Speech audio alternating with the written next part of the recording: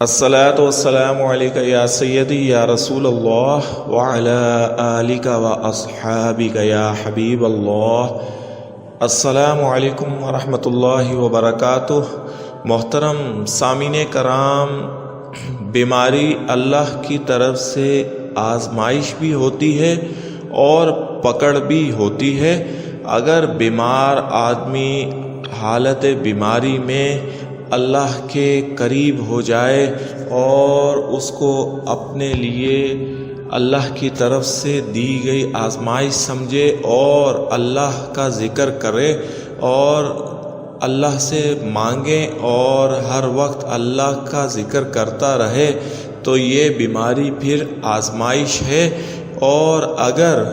بیمار آدمی اللہ سے دور ہو جائے اور شیطان کے قریب ہو جائے تو پھر یہ بیماری پکڑ ہے۔ اللہ کریم ہم سب کو اپنی پکڑ سے نجات عطا فرمائے، اپنی پکڑ سے بچائے۔ ان بطش ربک لشدید، بے شک تیرے رب کی پکڑ بہت سخت ہے۔ اللہ کریم سے دعا ہے کہ اللہ کریم ہم سب پر ایسا وقت نہ لائے اور ایسے کام نہ کروائے کہ جس سے ہم اس کی پکڑ میں آ جائیں یا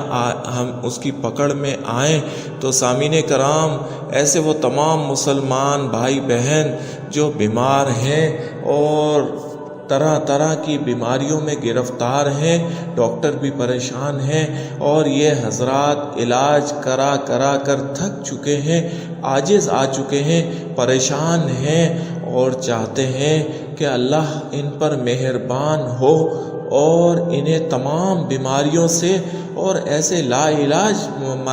امراض سے نجات دے دے اور ان کی زندگی دوبارہ ویسی ہی ہو جائے جیسے کبھی یہ صحت مند ہوا کرتے تھے، ہنستے کھیلتے کھاتے پیتے اور اللہ کی زمین پر چلتے پھرتے تھے۔ تو اللہ کریم سے ہی مانگنا چاہیے کہ اللہ کہہ رہا ہے کہ تمہیں بیماری سے کون نجات دیتا ہے؟ بے شک وہ ہمارا رب ہی ہے جو ہمیں لا علاج اور ایسے تمام امراض سے نجات عطا کر دیتا ہے جو انسانیت کی سمجھ سے بالا تر ہے، جنہیں دنیا کا کوئی سرجن نہیں سمجھ سکتا، کوئی ڈاکٹر نہیں سمجھ سکتا، اسے اللہ کی رحمت سمجھ پاتی ہے اور پھر بندہ چند ہی دن میں حشاش بشاش ہو کر اپنے پاؤں پر کھڑا ہو جاتا ہے۔ اللہ کریم سے دعا ہے کہ اس ماہ مقدس کے صدقے میں تمام بیماروں کو صحت کاملہ عطا فرمائے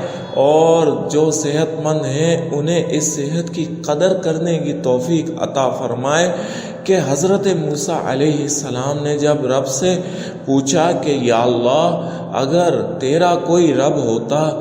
تو اس سے کیا مانگتا؟ تو اللہ نے جواب دیا، اے موسیٰ، میں اس سے صحت مانگتا کہ بے شک صحت ہی سب نعمتوں سے افضل ترین نعمت ہے۔ تو سامعین کرام، اگر آپ صحت مند ہیں تو اللہ کا شکر ادا کریں، لاکھ لاکھ شکر ادا کریں، اور اگر کوئی بیمار ہے، پریشان ہے تو ان کے لیے ایک بہترین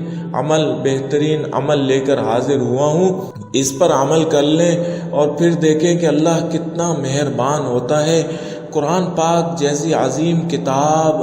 ہمارے لیے ایک تحفہ ہے، بہت عظیم تحفہ ہے اور برکت ہی برکت ہے کہ جب اس کو کوئی پڑھنے والا سننے والا یقین کے ساتھ پڑھتا ہے تو یہ شفا بن جاتی ہے اور کئی بیماریوں سے امراض سے نجات دلا دیتی ہے۔ بے شک ہمارا ایمان ہے اور ہم مسلمان اس پر یقین کامل رکھتے ہیں کہ جب قرآن کو پڑھا جاتا ہے تو جس مقصد جس خواہش کے لیے پڑھا جاتا ہے وہ ضرور پورا ہو جاتا ہے اور اللہ کی رحمت کو جوش آتا ہے اور پڑھنے والا کبھی نام مراد نہیں رہتا، خالی جولی حالی دامن نہیں رہتا۔ تو سامعین کرام، چاہے بیماری کتنی بڑی ہو، لا علاج ہو، ڈاکٹر عاجز آ چکے ہوں، مریض بھی پریشان ہو اور دوائیاں کھا کے علاج کرا کے تنگ آ چکا ہو، تو ایسے مریض کو چاہیے کہ صبح فجر کی نماز کے بعد 3 بار سورہ رحمان کی تلاوت سنیں اور اس طرح سے سنیں کہ آپ کسی باوضو حالت میں یا اگر وضو نہیں کر پا رہے تو بغیر وضو ہی آپ کسی موبائل فون پر اسپیکر میں آپ قرآن پاک کی سورۃ رحمان کی تلاوت لگا لیں، قاری عبد الباسط صاحب کی آواز میں لگا لیں تو بہت ہی بہتر ہے کہ اس آواز میں ایک تاثیر ہے اور باقیوں کی بھی آواز بہتر ہے، تو اس آواز کو سنیں، یہ سورہ رحمان کی تلاوت لگائیں اور پوری توجہ، یکسوئی اور مکمل آنکھیں بند کر کے سنیں۔ ایک ایک لفظ آپ کے دل و دماغ میں اترنا چاہیے اور اس کمرے میں کسی کی دخل اندازی نہیں ہونی چاہیے۔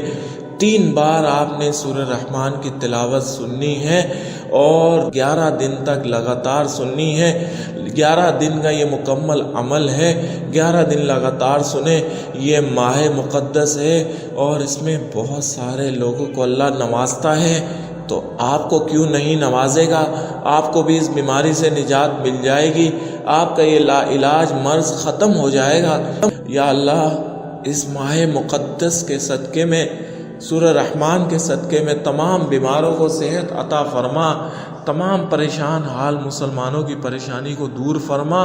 اپنا خصوصی کرم فرما، آمین یا رب العالمین۔ السلام علیکم ورحمۃ اللہ وبرکاتہ۔